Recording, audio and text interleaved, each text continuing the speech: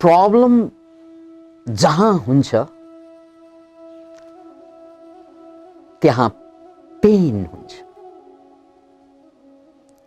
मलाई प्रब्लम भइरहेको छ, चाहे भौतिक प्रब्लम होस् या मानसिक प्रब्लम होस्, जहाँ मलाई प्रब्लम हुन्छ, समस्या हुन्छ, त्यसले संकेत दिन्छ मलाई दुःख भएको संकेत, मलाई पीडा भएको संकेत।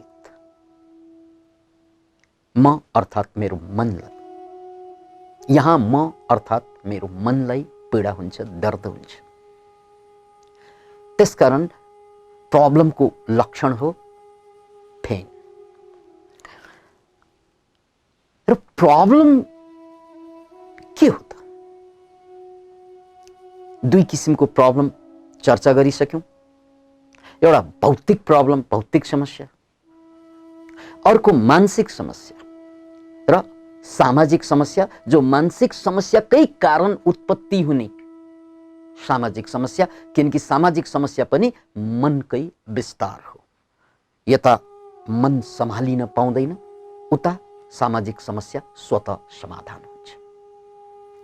त्यसकारण मेरो परिवारसँगको समस्या मेरो मानसिक समस्या, मेरो बुवासँग, आमासँग, दाइसँग, भाइसँग, कोहीसँग कुरा मिल्नु नमिल्नु, यो जम्मै मनको खेल हो। त्यसकारण मैले मनलाई बुझ्न साथ, मैले मनले कसरी समस्या निर्माण गर्छ भन्ने थाहा पाउन साथ म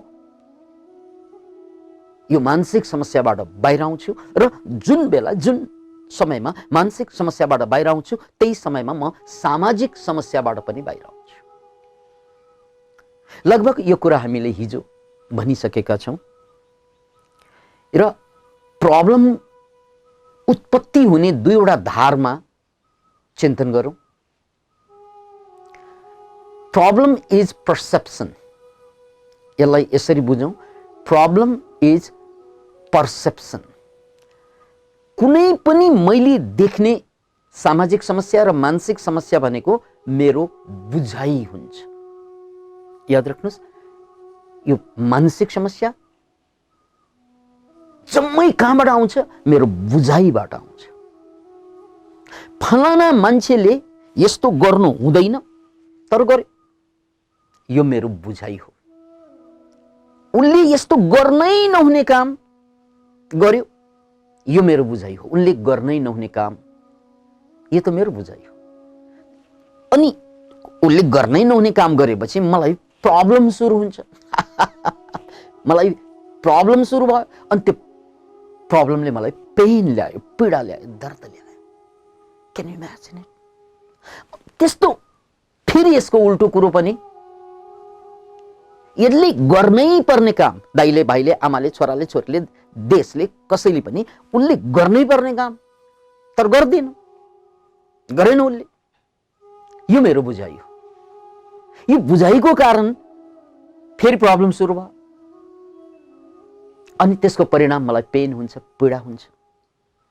अब यहाँनिर बुझ्नुस्, उनले यो गर्नै पर्ने, उनले यो गर्नै नहुने, यो मेरो बुझाइ हटाएर हेर्नुस् त। यो बुझाइलाई हटाएर हेर्नुस्। उनले गर्नुपर्ने भन्ने आग्रह पनि छोडिदिनुस्। उनले गर्नै नहुने काम, यो आग्रह पनि छोडिदिनुस्। अब पेन कहाँ बाँकी रहन्छ? अब प्रब्लम कहाँ बाँकी रहन्छ? आफूसँग क्वेश्चन गर्नुस्। फेरि पनि जुन हाम्रो आग्रह छ, फलानाले फलानाले फलानाले, अथवा मेरो आर्थिक अवस्था, सामाजिक अवस्था यस्तो हुनै पर्छ, अब भइदिँदैन, अनि प्रब्लम सुरु हुन्छ। त्यसकारण मेरो जुन बुझाइ छ, यस्तो हुनै पर्छ, यस्तो हुनै हुँदैन,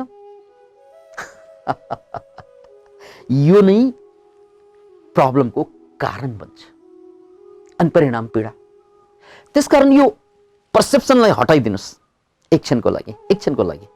यस्तो हुनुपर्ने, यस्तो नहुनुपर्ने दुवै छोडिदिँदा अब प्रब्लम बाँकी छ कतै? हुन्छ कतै प्रब्लम?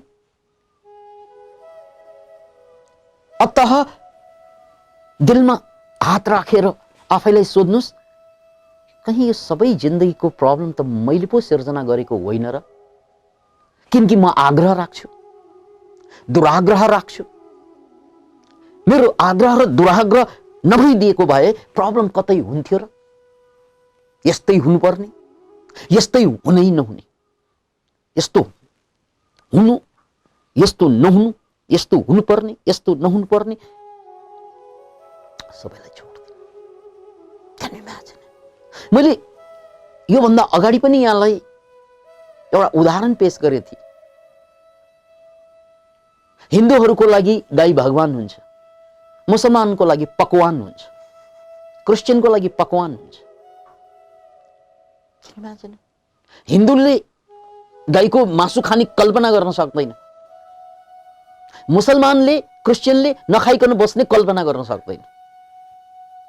अब हियर इज अ क्वेश्चन, गाईको मासु खानु प्रब्लम हो कि सल्युसन हो? Ask to yourself. कसैलाई त्यो सल्युसन हो, कसैलाई त्यो प्रब्लम हो। त्यस्तै मुसलमानले सुँगुरलाई छुँदै छुँदैन। यदि उनीहरूले सुँगुरको मासु खानु पर्यो भने जात गए बराबर, ज्यान गए बराबर, धर्म फाले बराबर हुन्छ। अब सुँगुर खानु प्रब्लम हो? हिन्दूहरूले पनि खान्छन् सुँगुर, क्रिस्चियनहरूले पनि खान्छन् सुँगुर, तर मुसलमानले no no no no no खानै। अब खानु प्रब्लम हो कि नखानु प्रब्लम हो? त्यसकारण यो गर्नै हुँदैन। कसले भनेको यो? तपाईको धर्मशास्त्रले, तपाईको परम्पराले, तपाईलाई समाजले सिकाएका कुरा होइनन् र? यो गर्नै हुँदैन, यो गर्नै पर्छ। यो हजारौं वर्षदेखि हामीलाई सिकाइएका कुरा हाम्रो पर्सेप्सन बनिदियो। हिन्दूलाई एउटा सिकाइदिएको छ, मुसलमानलाई अर्को सिकाइदिएको छ, क्रिस्चियनलाई अर्को सिकाएर ल्याएको छ। अनि अरूले सिकाएका कुरा सारा आफ्नो टाउकोमा भरिभरि प्रब्लम क्रिएट गर्छौं हामी। त्यसको चस्माबाट, अरूको चस्माबाट हामी संसारलाई हेर्छौं। अनि जहिले पनि प्रब्लम हुन्छ। यो हुनै नहुने कुरा भइदियो। यो हुनै नहुने भनेर कसले भनेको? तपाईको अन्तस्करणले भनेको हो? होइन। तपाईको आत्माले भनेको हो? होइन। त्यो त कुनै हजारौं वर्ष अगाडिबाट बनेको परम्पराले भनेको कुरा होइन। त्यसकारण यहाँ जगजीतले गाएको एउटा गजलको टुक्रा बडो सान्दर्भिक छ। धूप में निकलो, घटाओं में नहाकर देखो। धूप भनेको घाम, बर्सातमा भिजेर हेर, घाममा छिरेर हेर, घामभित्र छिरेर हेर, बर्सातमा नहाएर हेर। धूप में निकलो, घटाओं में नहाकर देखो। जिंदगी क्या है, किताबों को हटाकर देखो।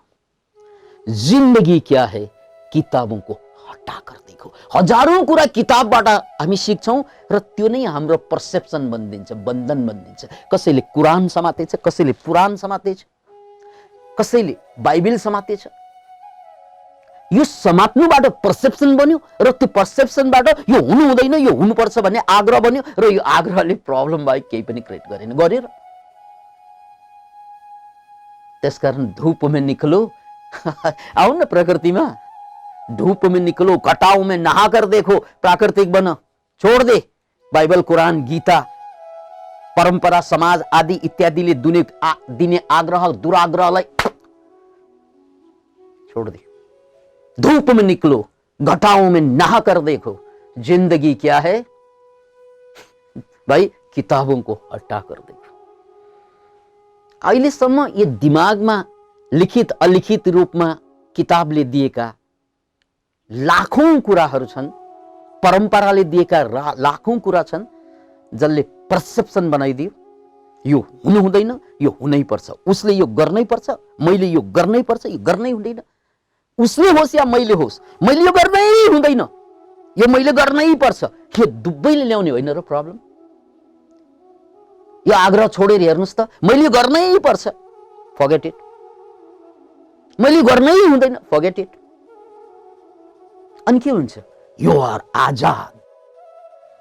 किनकि त्यो गर्नै पर्छ भनेर आएको होइन प्रब्लम, यो गर्नै हुँदैन भनेर आएको होइन प्रब्लम। Can you imagine? त्यसकारण प्रब्लम इज पर्सेप्सन। मैले यो गर्नै पर्छ, मैले गर्नै हुँदैन, उनले यो गर्नै पर्छ, उनले यो गर्नै हुँदैन, यो गर्नै पर्छ र गर्नै हुँदैन, जसलाई साइकोलोजीको भाषामा ब्ल्याक एन्ड व्हाइट थिंकिङ भनिन्छ।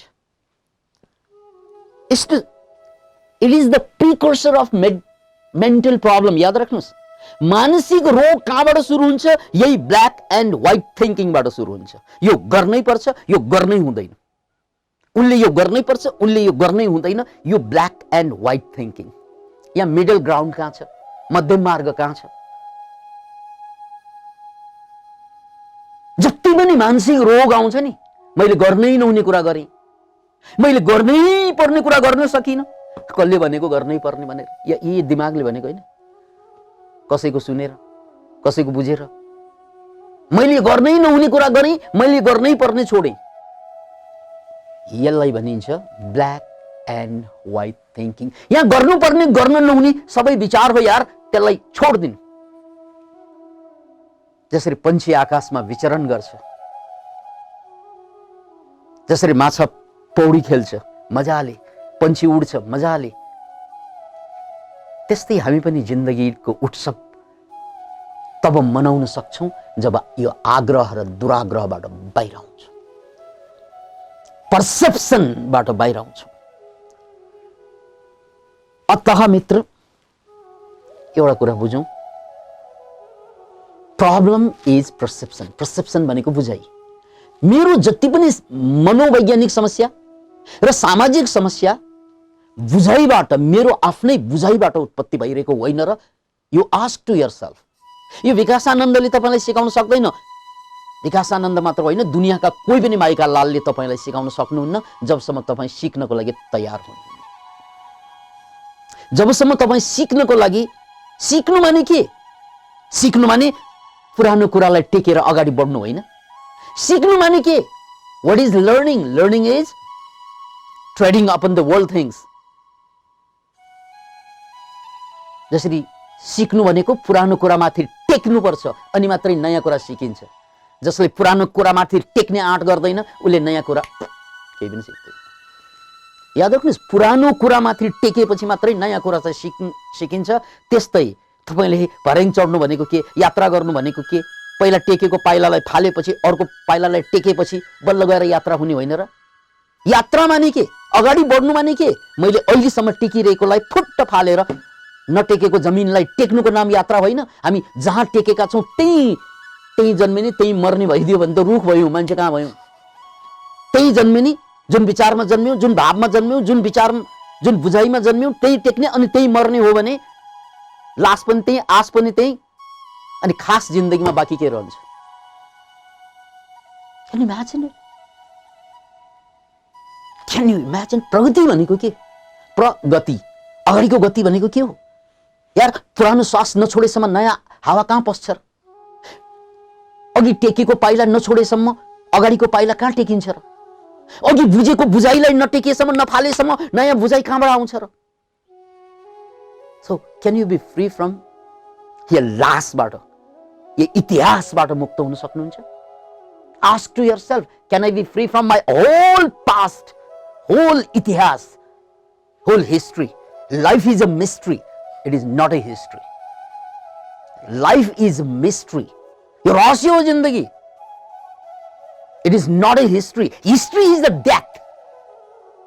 Every history is the death because history is the past. And life does not exist in history.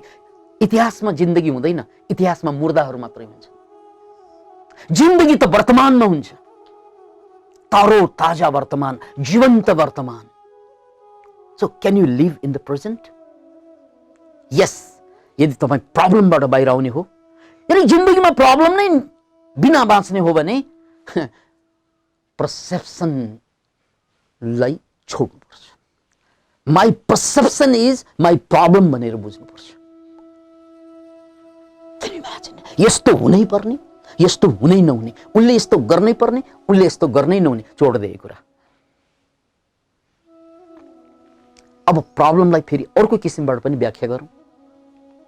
हरेक प्रब्लम कहाँबाट जन्मिन्छ?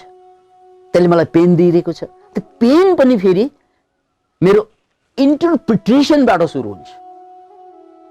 यस्तो गरिएन, यस्तो गरि भएन, यस्तो गर्नै पर्ने, यस्तो हुनै पर्ने भन्ने जुन मेरो इन्टरप्रिटेसन हुन्छ, उसले यस्तो गर्यो भने म खत्तम हुन्छु। Can you imagine it? यसलाई भनिन्छ इन्टरप्रिटेसन। मैले व्याख्या गर्छु, कुनै पनि चिज मैले देखेँ भने त्यसमाथि मैले व्याख्या गर्छु। त्यो व्याख्या मेरो मनले blah blah blah blah blah blah गरेर जुन व्याख्या गर्छ गरेर, त्यो व्याख्या नभएको भए, मनले त्यस्तो व्याख्या नगरेको भए प्रब्लम क्रिएट हुन्छ। सो दुईवटा कुरा बुझौँ। एउटा प्रब्लम इज द पर्सेप्सन भनेर बुझ्नु पर्यो, किनकि मेरो पर्सेप्सन नभएको भए, मैले पर्सेप्सनलाई ड्रप गर्न सकेको भए प्रब्लम हुँदैन थियो। न साइकोलोजिकल न सोसियल प्रब्लम हुन्थ्यो, पर्सेप्सनलाई ड्रप गरेको भए। अर्को, मैले व्याख्या नगरेको भए, किनकि मेरो मनले व्याख्या गरिरहन्छ। हो, यो गर्यो भने त म मर्छु कि क्या हो, यो गर्यो भने म बर्बाद हुन्छ कि क्या हो, यो मेरो व्याख्या। यार, त्यो व्याख्या छोडेर कर्म मात्र गरे पुग्दैन। लाइफ भनेको एक्सन हो क्या। अब हामी लाइफलाई चाहिँ एक्सनको रूपमा लिँदैनौँ, रियाक्सनको रूपमा लिन्छौँ क्या। एउटा चिज घटेको हुन्छ, त्यसले मनले रियाक्ट गरिरहेको हुन्छ। Life is an action, it is not an reaction.